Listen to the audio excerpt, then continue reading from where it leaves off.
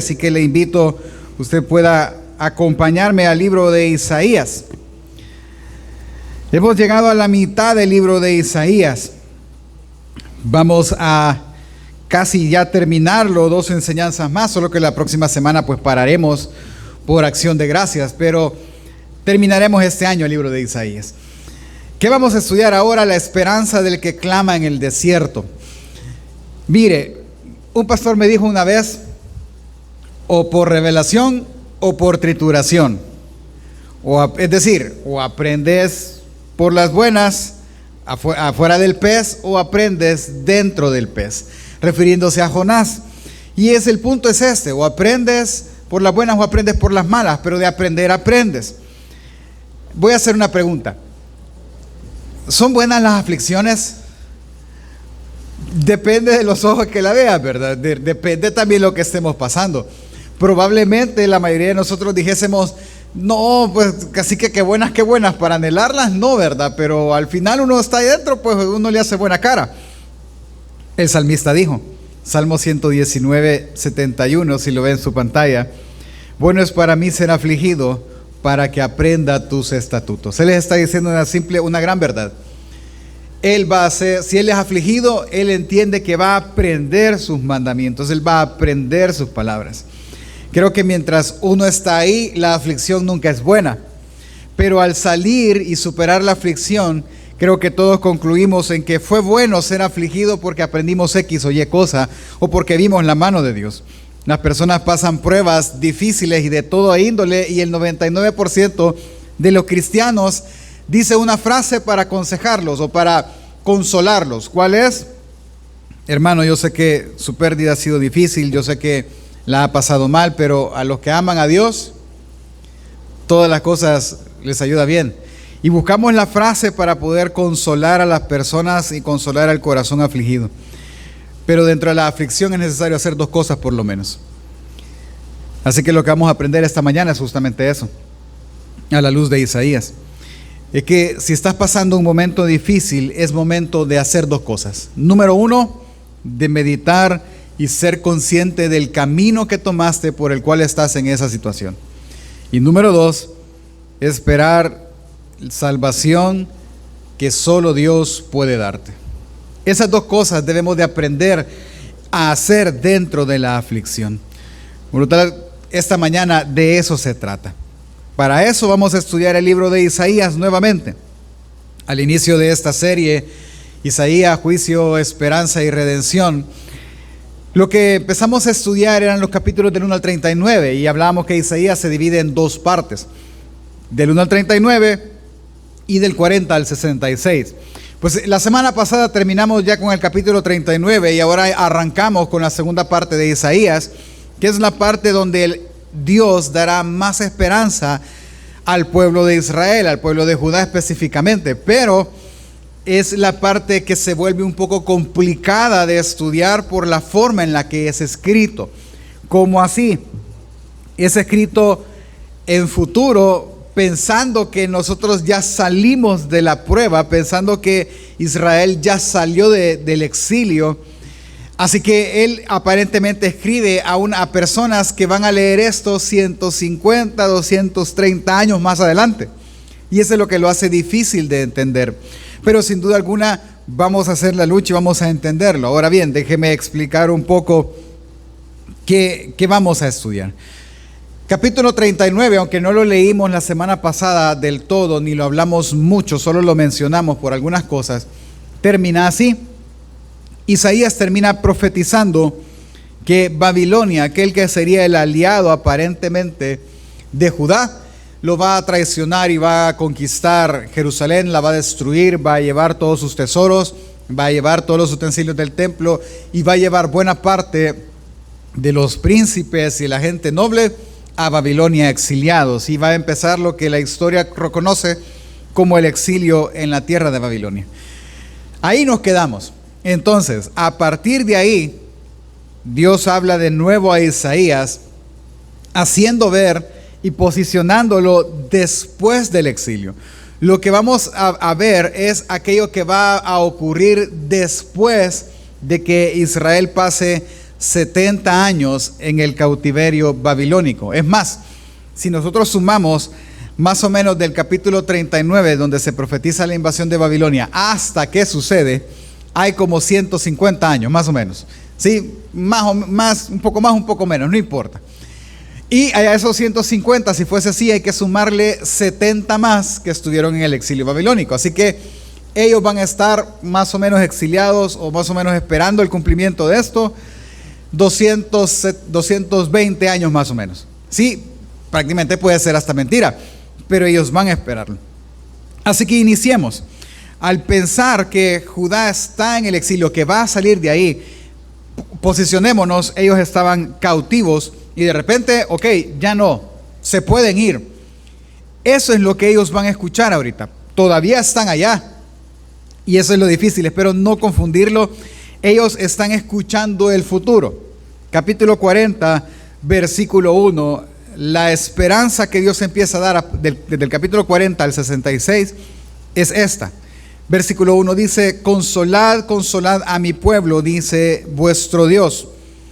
Hablad al corazón de Jerusalén y decidle a voces que su lucha ha terminado, que su iniquidad ha sido quitada y que ha recibido de la mano del Señor el doble por todos sus pecados. Al él empezar a hablar de esto, la intención es justamente eso: consolarlo, alegrarlo, porque hay un anuncio que él tiene que saber. ¿Cuál es el anuncio? El anuncio es que su iniquidad, no es decir, en esta palabra no es pecado realmente, es su exilio, su cautiverio ha terminado. Es decir, ya pagaron aquello que me debían, ya su pecado fue expiado en este exilio, ya lo pagaron, es decir, mi enojo terminó. Ese es lo que ellos deben de estar escuchando, que el enojo de parte de Dios para con ellos ha terminado y que su cautiverio terminó juntamente. Así que consuélense, ya nos vamos, regresaremos a la ciudad de donde partimos, reconstruiremos la ciudad. Esa es la idea que ellos tienen que tener, porque sin duda alguna añoraban. Ahora bien, ¿cuál es la señal que ellos van a esperar o qué esperan ahora que ya no están en el exilio?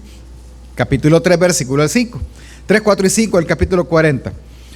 Una voz clama: preparad en el desierto camino al Señor, allanad en la soledad calzada para nuestro Dios, todo valle sea elevado y bajado todo monte y collado, vuélvase llano en el terreno escabroso y lo abrupto en ancho valle.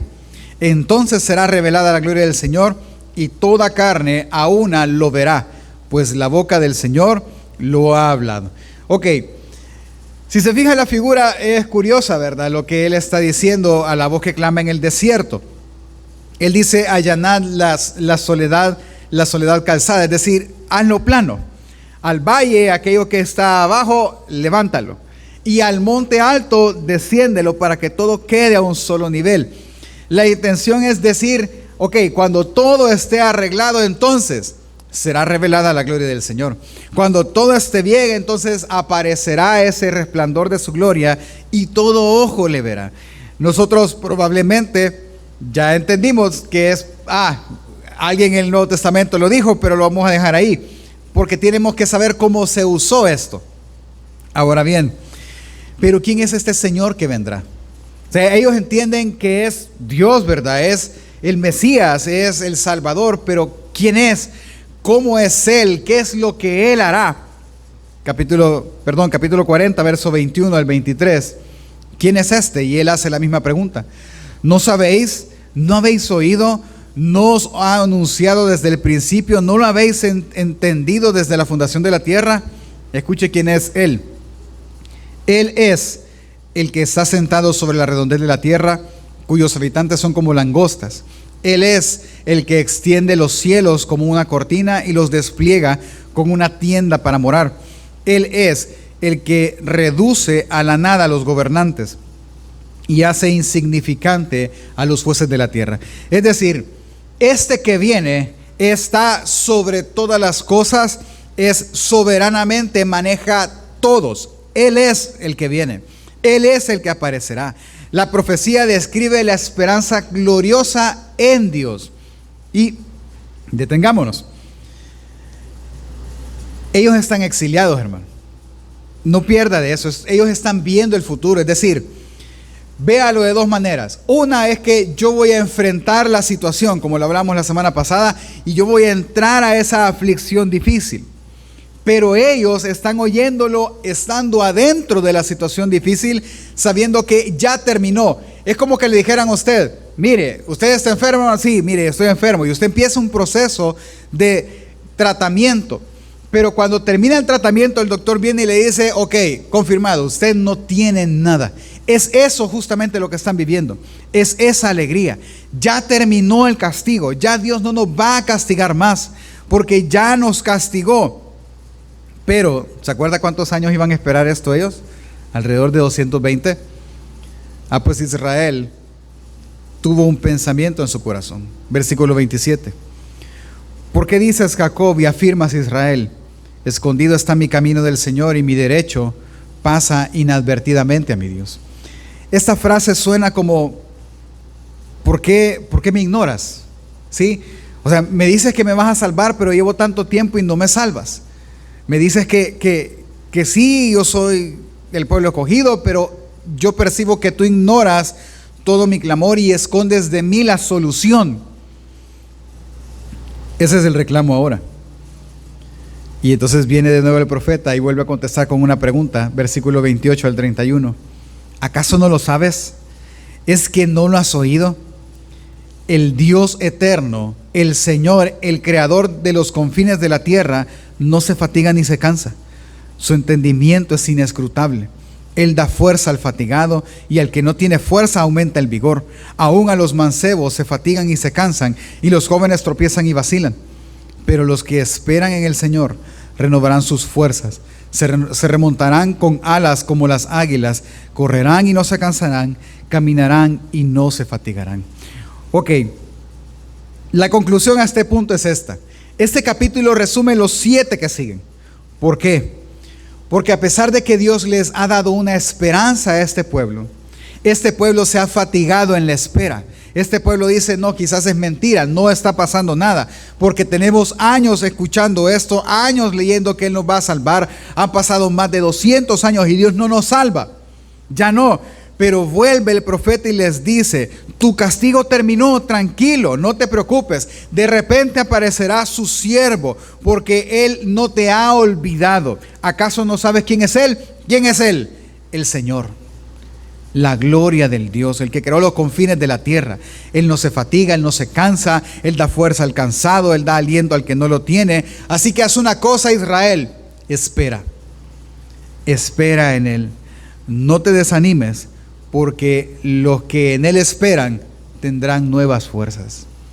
Este capítulo es el que da de verdad vida, el que da la buena noticia a Israel y dice: ok, súper bien, ya terminó. Pero hay un detalle que no debemos de pasar por alto. ¿Cuál? Que sus caminos son inescrutables, que sus pensamientos no los entenderemos. ¿Quién puede asegurar que, por ejemplo, no sé, que te asalten es bueno? ¿Quién vería eso así? ¿Quién vería bueno que tuvieras tú un accidente? ¿Quién vería bueno que te despidieran de su trabajo? Nadie. Nadie ve esas cosas como bueno. Nadie ve las cosas como: perdí dinero, ¿verdad? ¿Y cómo va a ser bueno eso, pastor? Pues sus caminos son inescrutables, son misteriosos, no los podemos entender. Él está diciendo: tú no entiendes lo que yo estoy haciendo, porque esa es mi naturaleza. Pero si tú esperas en mí, entonces tendrás nuevas fuerzas. Entonces verás esta realidad. Y así termina el capítulo 40. E inicia el 41 con una promesa. ¿Cuál es la promesa? La promesa es que Él va a ayudarles. Y ahí viene por qué dijo que es inescrutable sus caminos. Porque Él los va a ayudar con otro imperio. Increíble.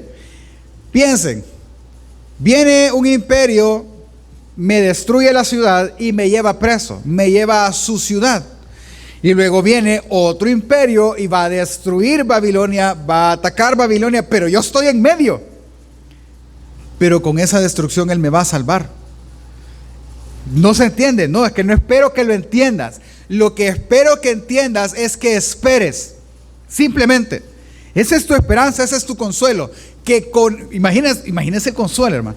Hermano, ¿sabe qué? Me voy a inventar una enfermedad. Me he dado cuenta que tienes mala columna. ¿Sí? Me di cuenta de eso. ¿Ok? Te tengo una buena noticia. Esto va a terminar. ¿Sabes cómo va a terminar? Te van a chocar por atrás y tu carro va a volcar. Y ahí te vas a sanar. ¿Quién lo entendería, hermano? No, mejor me quedo así. Dice que hace años, y ahorita pensando en eso me acordé, yo me torcí el tobillo. Para que usted tenga una idea, el huesito que tenemos abajo, este de aquí, que se parece a este, con ese me paré, hermano. Mi tobillo quedó literalmente torcido. Me llevaron ¿a dónde me llevaron? ¿Al médico? No, donde un sobador. Y me sobó y me estiró bueno, ¿para qué le cuento? Usted sabrá. Y cuando terminó el sobador me dijo, parate si ya puedes caminar. Yo no puedo caminarle, no, si no lo puedo ni ponerle. Y no lo puse, hermano. Y me fui con muletas para la casa, todo vendado y con olor a metilo. Llegué a la casa y mi papá, vos me hiciste gastar por gusto y de caminar. Es que no lo puedo ponerle. Lléveme al hospital. ¿Por qué no me lleva al hospital? Pues que me tomen una radiografía. No, es que mañana vas a poder caminar. Eso fue viernes. Sábado no pude caminar. El domingo mi papá me llevó a la iglesia y dijo, bueno, mira a la iglesia, si es que en algún momento vas a poder caminar. Y que no puedo, le decía. Yo andaba con muletas caminando. Estando en la iglesia, lloré, hermano. Y el Señor, sáname este volado. Yo no puedo andar así, no puedo andar con muletas. Y lo porque me quieren llevar al hospital, ¿verdad? Pues regresamos a la casa. Me puse a ver tele con mi pie todo hinchado y de lado. Y en eso me quise levantar. Y adivinen qué hice. Pues me agarré, como que es lo normal, me agarré de los pasamanos de la silla, me levanté y adivinen qué pasó. Se quebra la silla. Se quebró justo del pie malo. Entonces cuando yo hice esto, adivinen qué pie metí. El malo. Yo que meto el malo y sentí un dolor, hermano, como dar a luz. Sí, algo así. Algo así se ha de sentir. Pero desde ese momento yo pude caminar. Mi papá le dio la razón al sobador, ¿verdad? Yo le dije, no, yo no sé cómo. A la conclusión que llegué es, Dios me sanó volviéndome a botar. Es eso lo que Él está diciendo. Yo te voy a ayudar. ¿Y cómo? Te voy a meter en otra guerra. Voy a levantar a Ciro. Y Ciro va a destruir Babilonia. Pero tranquilo, tú estás en medio. No te preocupes, yo te ayudo.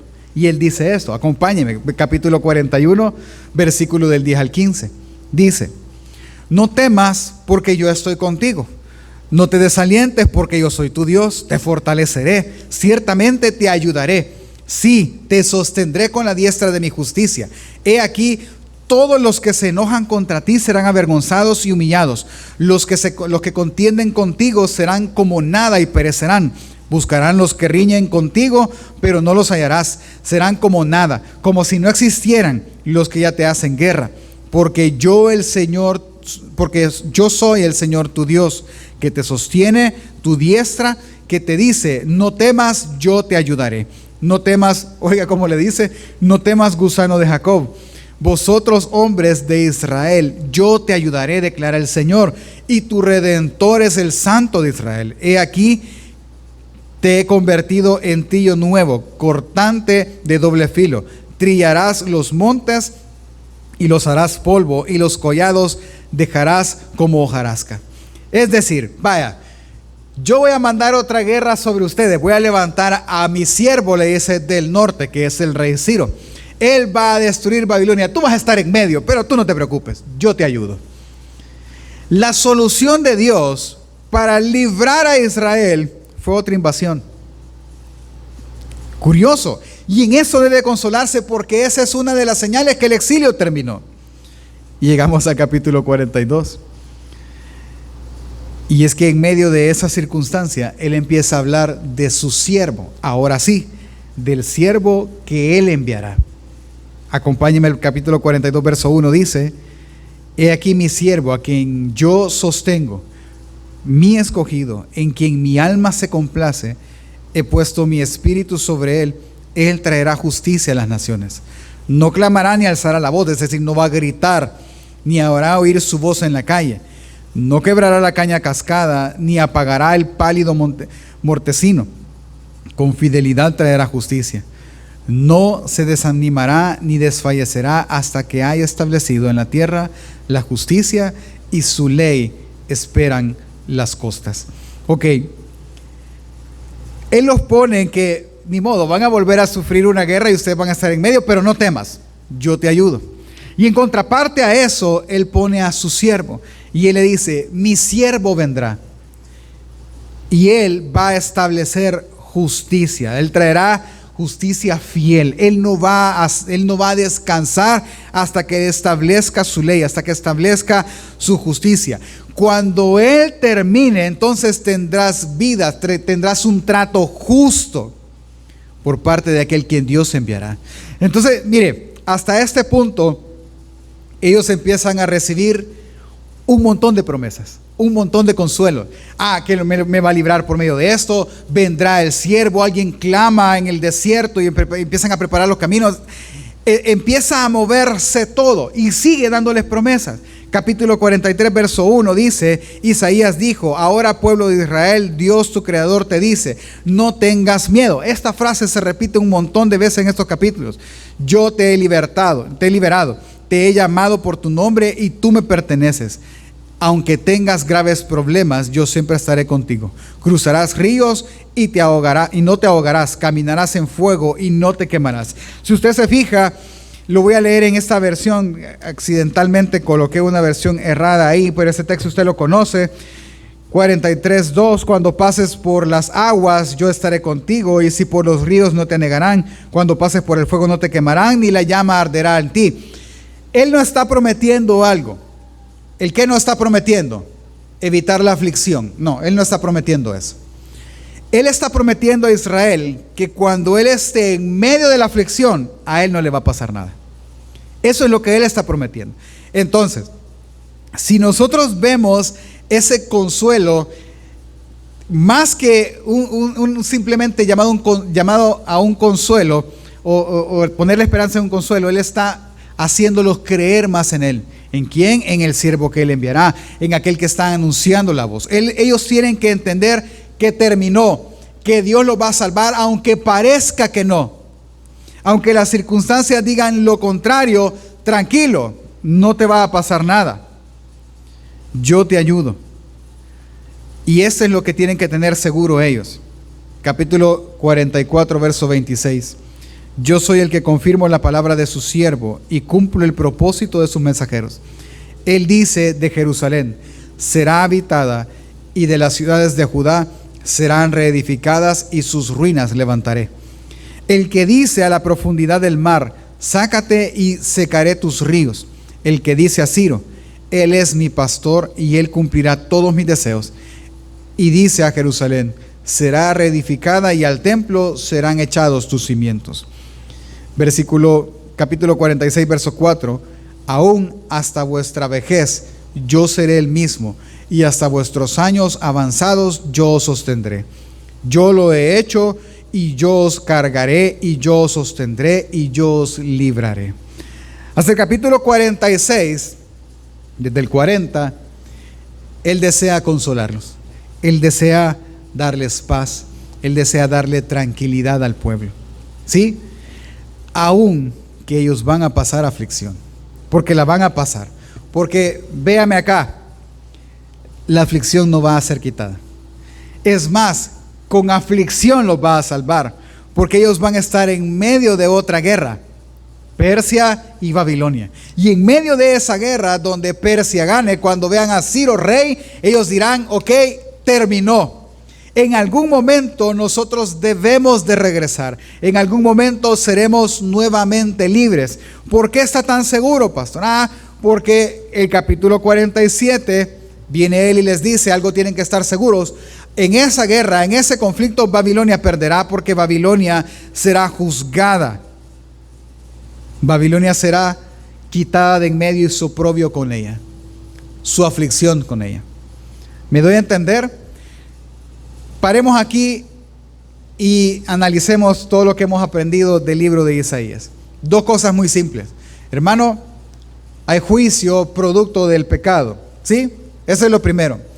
Pero también junto con el juicio viene el consuelo de parte del único que puede consolar, que es Dios. Ahora entienda una cosa. No sé, son inescrutables sus pensamientos, son inescrutables sus caminos. No entendemos por qué lo hace así. No sé por qué lo puso en la situación que lo puso para aprender. Pudiese haber sido más fácil, pastor, que él me enseñara en la Biblia y que tomara la mano y que yo pudiera aprender de esa manera. Pero él quiso hacerlo de esta otra manera. Ahora, la pregunta es, como toda pregunta del ser humano, es ¿por qué? ¿Por qué estamos ahí? ¿Ok? Capítulo 48. Y vamos aterrizando en esto. Piense conmigo.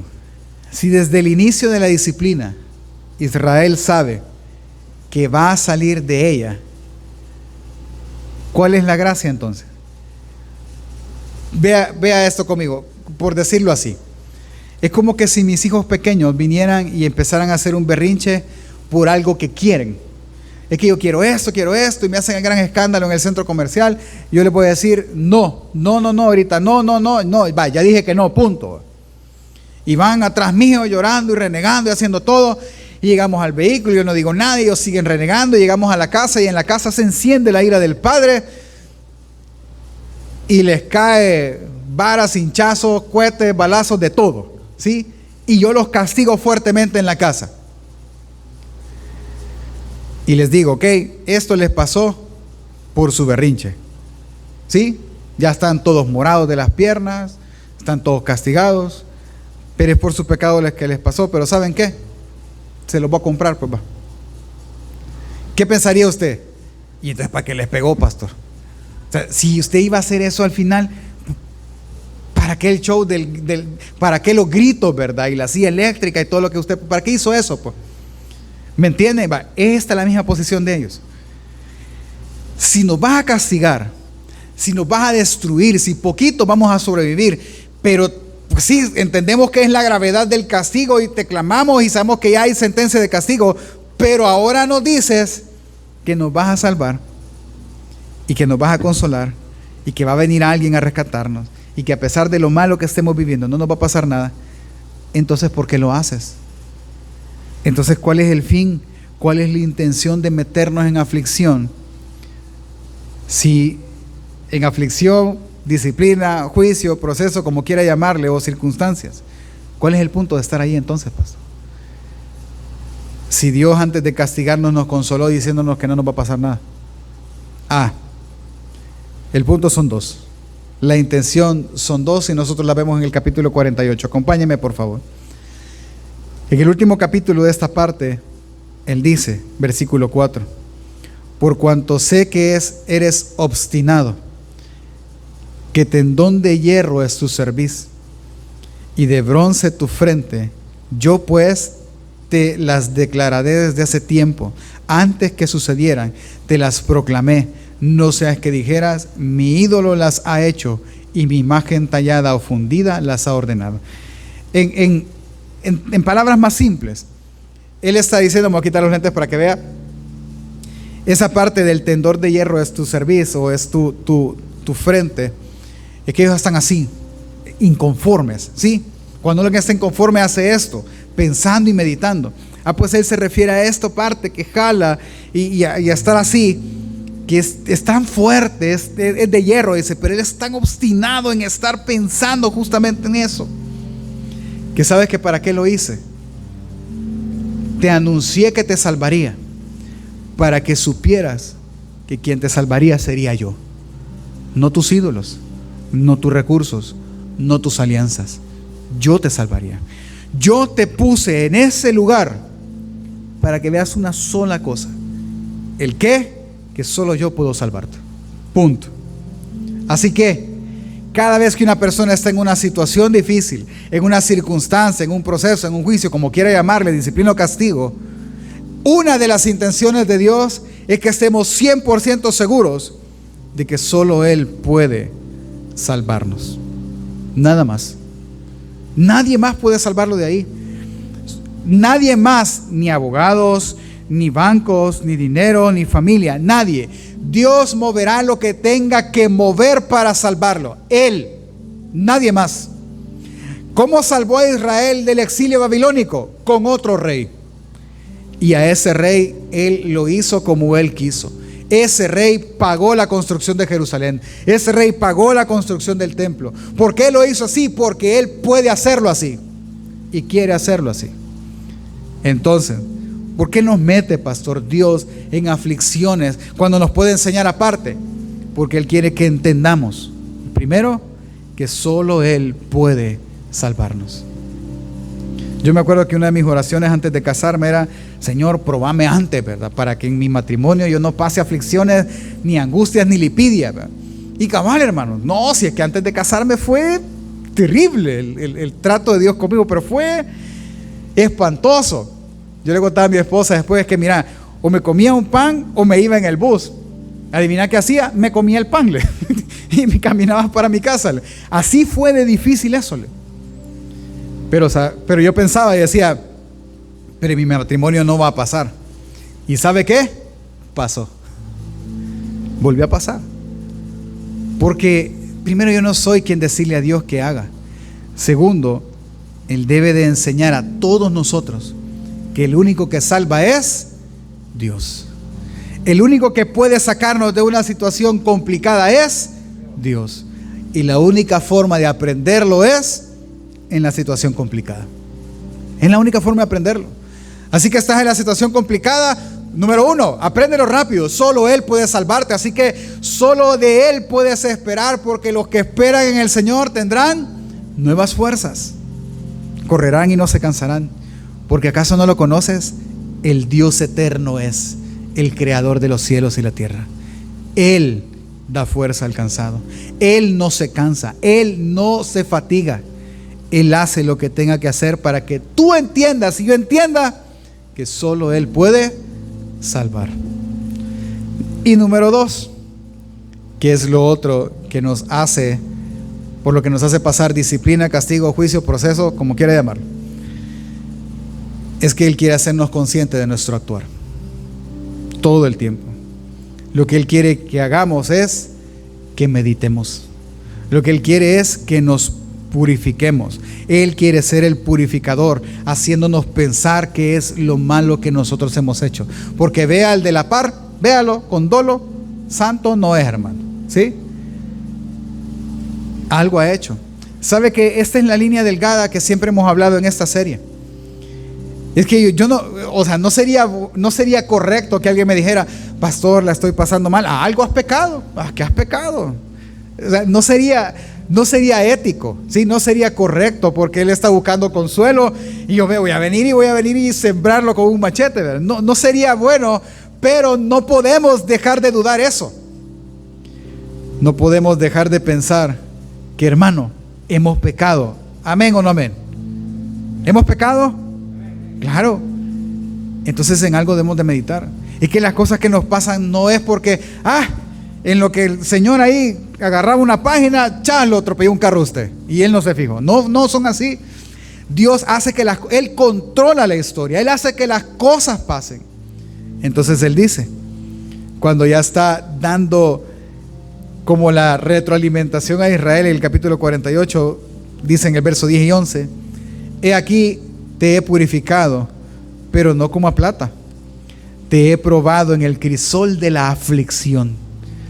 Por amor mío, lo haré, porque ¿cómo podría ser profanado mi nombre? Mi gloria, pues, no la daré a otro. Es decir, tú pecaste y yo tenía que limpiarte. Y lo hice en la aflicción. Ahí te purifiqué, ahí te metí yo te metí ahí, para que entendieras que yo no doy mi gloria a nada más, para que entendieras que no puedes hacer un ídolo y adorarlo y atribuirle a Él salvación cuando yo soy el que te salvé. Y cuando Él va a terminar el capítulo 48, Él dice, versículo 17 al 19, acompáñeme: así dice el Señor tu Redentor, el Santo de Israel: yo soy el Señor tu Dios, que te enseñé para tu beneficio, que te conduce por el camino en el que debes andar. Si tan solo hubieras atendido a mis mandamientos, entonces habría sido tu paz como un río y tu justicia como las olas del mar. Sería como la arena tu descendencia y tus hijos como sus granos. Nunca habrían sido cortados ni borrado su nombre de mi presencia. Es decir, ellos no tuvieron paz, ellos no tuvieron justicia, ellos tuvieron muerte entre ellos, simplemente por una cosa, porque ellos no siguieron sus mandamientos. Entonces, ¿cuál es el punto? Es que si algo nosotros debemos de hacer en medio de la prueba, aflicción, castigo, disciplina, proceso, circunstancia, como usted lo llame, es meditar en nuestros caminos, hermano. Es pensar y decir, ¿qué yo he hecho para merecer esto? Porque entienda una cosa, injusto no es. ¿Por qué, pastor? Porque Dios es justo. Entienda el principio. Si usted cree que Dios es justo, quiere decir que todo lo que Él hace es justo. Aún ponernos a nosotros en aflicción. Es justo. Es justo para Él. Y es bueno para nosotros. Así que en la aflicción, lo segundo que Él desea que nosotros hagamos es que meditemos sobre nuestros caminos. ¿Qué hemos dejado de hacer? ¿Qué estamos haciendo mal? ¿Qué hemos deseado con nuestra mente? ¿Qué hemos atesorado en nuestro corazón? Para venir y enmendar nuestro camino. ¿Sabe qué aprendieron ellos? A ya no idolatrar. Y jamás volvieron a ser idólatras. Y jamás se mezclaron con otras naciones. Jamás. Es más, de ahí aparecen los fariseos, los separados, los que querían guardarse tanto para no volver a cometer el mismo pecado delante de Dios. Es increíble. Así que lo que el texto está hablándonos de Isaías 40 al 48, a una audiencia que son los exiliados, es decir, gente que está ya en el castigo, por terminar el castigo, le está diciendo que si estás en la aflicción, entiende que Dios te salvará por medio de su siervo, por medio del que escogió hacerle, por medio por el cual Él se complace salvarte. Pero antes de salvarte, medita. ¿Qué caminos, qué decisiones te llevaron hasta ahí? Medita. ¿Con el punto de qué, pastor? De arrepentirte. La intención al escribir es que los que están ya en el exilio, no solo les da a ellos esperanza de ser liberados en Dios, sino que también les hace reflexionar de las faltas que ellos cometieron, de las ofensas que ante Dios hicieron, para que puedan arrepentirse. Les da la oportunidad genuina de volver a Él. Y así termina esa porción de Isaías. Vuelve a Dios, vuelve a Dios. Y esa es la forma en la que predica el Evangelio.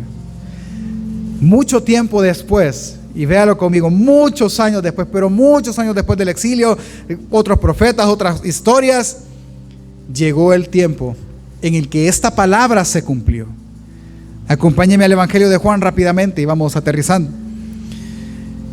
En el Evangelio de Juan aparece intencionalmente una opción, aparece un clamor, aparece una oración donde Juan, el autor del Evangelio, la pone intencionalmente. ¿Cuál es? Capítulo 1, versículo del 19 al 23.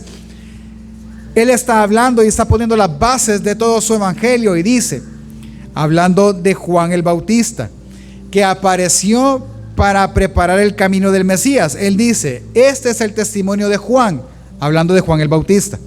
Cuando los judíos enviaron sacerdotes y levitas a Jerusalén a preguntarle, ¿quién eres tú? Y él confesó y no negó. Confesó, yo no soy el Cristo. Y le preguntaron, ¿entonces qué? ¿Eres Elías? Y él dijo, yo no soy Elías. ¿Eres el profeta? Y respondió, no. Entonces le dijeron, ¿quién eres? Para que podamos dar respuesta a los que nos enviaron. ¿Qué dices de ti mismo? Versículo 23. Y él dijo, yo soy la voz que clama en el desierto, enderezad el camino del Señor, como dijo el profeta Isaías. ¿Qué es lo que estaba anunciando? Ahora lo entendemos. Él está anunciando el consuelo para todo Israel. Él les está diciendo: ¿quién soy yo? El que va a preparar el camino de aquel que nos va a consolar, el que va a preparar el camino de aquel que nos castigó por tanto tiempo, el que prepara el camino de aquel que vendrá a darnos verdadera libertad. Ese soy yo. Yo no soy el importante, Él es el importante. Yo no soy la causa, Él es la causa. Él es el que lo debe hacer. Juan, intencionalmente, el autor de Juan lo está colocando para que su lector entienda que el Mesías, por el cual se levantó un clamor en el desierto, apareció. ¿Y cuáles son las pruebas de que el Mesías apareció? Lea todo el Evangelio de Juan, pero se lo resumo. Él calmó la tempestad, Él sanó enfermos, Él provee para pagar sus responsabilidades como ciudadano, es decir, impuestos en el templo. Él resucitó muertos, provee alimento a miles, que cuida a los suyos, echa fuera demonios, enseña con autoridad, muere y resucita. Esas son las pruebas de que Él es el Mesías, de que Él es el que Isaías anunció. Este Jesús, por lo tanto, es el que trae la salvación a Israel. Eso es lo que Él estaba anunciando. Eso es lo que Él estaba diciendo. ¿Y eso cómo nos implica a nosotros? Hermano, la voz que clamó en el desierto anunciando a una persona, esa persona ya apareció. Por lo tanto, ¿qué esperamos nosotros? ¿Qué deberíamos de esperar si la voz que clama ya apareció? Versículo Isaías 43 al 5 dice: una voz clama, preparad en el desierto camino al Señor, allanad en la soledad calzada para nuestro Dios. Todo valle sea elevado y bajado todo monte y collado. Vuélvase llano el terreno escabroso y los abrupto ancho valle. Entonces, vaya, cuando eso pase, cuando el que anuncia esa voz aparezca, entonces será revelada la gloria del Señor, y toda carne a una lo verá, pues la boca del Señor lo ha hablado. Eso esperamos nosotros, el día en que toda carne lo vea. Eso es lo que anuncia como el Evangelio de Isaías y Juan el Bautista y Juan el autor del Evangelio. Que esa voz, ese por el cual se preparó el camino, ya apareció, y que solo resta entonces que todo ojo lo vea, que toda su gloria sea revelada y todo el mundo se rinda, y por lo tanto cada uno de nosotros tenga plena redención. Pastor, y mientras justo ese momento pasa, ¿qué hacemos? Espere en el Señor. En medio de su aflicción, espere en Él. Medita en tus caminos. Arrepiéntete de tus pecados para que Él te salve. No desfallezca, porque tu salvación no va a desfallecer. Tu salvación no se cansa. Él no se desanima. Él no se fatiga. Los fuertes, los valientes, ellos tropiezan y caen. Ellos sí se cansan. Pero el que espera en el Señor tendrá nuevas fuerzas. Es justamente eso. Esperar justamente eso. ¿Acaso no sabes, hermano? ¿Acaso no sabes quién viene? Su nombre es Jesús, el creador del universo. Él no se fatiga. Él no se cansa. Su entendimiento inescrutable. No entendemos por qué. Él es la fuente de la fuerza al cansado y al fatigado. Así que lo mejor que puedes hacer en este mundo es confiar solo en Jesús. Por lo tanto, si estás pasando un momento difícil, es para dos razones. Uno, medita en tus caminos. Sé consciente de las decisiones y del camino que llevaste para llegar ahí, y arrepiéntete. Y segundo, espera en la salvación que solo de Dios puede venir. Ponte de pie, hermano. Pónganos de pie un momento. Si lo hacemos práctico para que usted se lo lleve a su casa en mente, número 1, medite. Vaya a su casa. Está afligido, está en angustia, está en proceso, en juicio, en castigo, disciplina, circunstancias, como quiera llamarles. Está en eso. Vaya, siéntese y medite. Pídale a Dios como pedía David: escudriñame y saca aquellos pecados que a mí me son ocultos. Vaya y busque una razón por la que podemos estar angustiados ahora y pasando lo que pasamos. Y aquí viene el equilibrio en esto delgado. Hermano, mi intención no es decirle, estás afligido, tú has pecado, maldito pecador. No es esa mi intención. La intención de Dios al venir y hacernos meditar en nuestros caminos no es para destrucción, no es para hacernos sentir culpables, no es para martirizarnos, sino es con el fin de que podamos arrepentirnos y Él salvarnos. Es con ese fin, es con el fin de corregir el rumbo, es con el fin de saber que fue Dios quien permitió esto, porque Dios quiere que volvamos a Él. Es ese el fin. No es para nuestra destrucción, sino para nuestra redención. No es para nuestro martirio, sino para purificarnos, para hacernos conscientes del señorío de Cristo Jesús sobre nuestras vidas y sobre toda su obra. Así que, número 1, vaya y medite. Número 2, espere. Espere. ¿El qué, pastor? Estar seguro de que la salvación solo viene de Dios. Así que vaya y ore y esté expectante de lo que Dios hará por los medios que Él desea hacerlo. Amén, hermanos. Si estás pasando dificultad, medita los caminos que te llevaron hasta ahí. Y segundo, espera en la salvación que solo de Dios puede venir. Amén.